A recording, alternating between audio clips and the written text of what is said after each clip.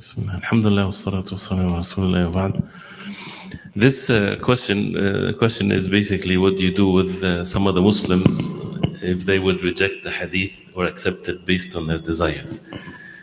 To answer this question very briefly, there are two aspects to it.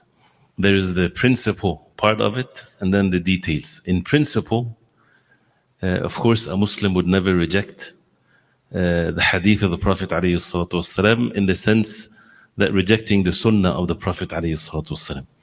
Because this is ijma' consensus among the ummah of the Prophet ﷺ that whoever disbelieves in the sunnah of the Prophet ﷺ in its totality like this, he's not a Muslim to start with.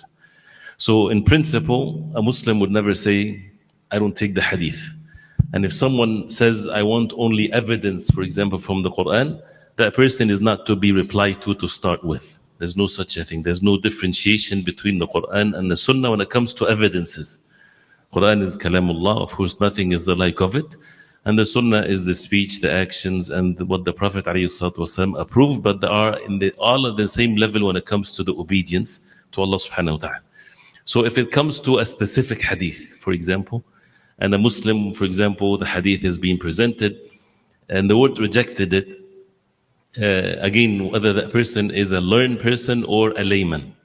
If it's a layman and he thinks that you're someone of no authority, you're not a person of knowledge, and maybe someone else of better knowledge that know it and he didn't say it to him, so who are you to interpret the hadith the way you like? So there might be so many different shubuhat or doubts in his mind, so we have to give him the benefits of the doubt. And that's why when we quote a hadith of the Prophet ﷺ, we need to make sure that this is backed with the ulama, how the ulama interpret it, how it's been described by the ulama, so that not just anyone would misunderstand the hadith, for example.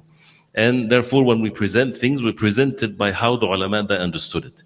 And if it's a matter of differences of opinions in fiqh, for example, and maybe the hadith is understood in different ways, different contexts, also if it's a valid differences of opinion, to be at ease and lenient with it. But again, if the person rejected it based on his desire, something that is well known and established that something is haram and the hadith says it, and someone rejects it because of his desire, then the person should be reminded.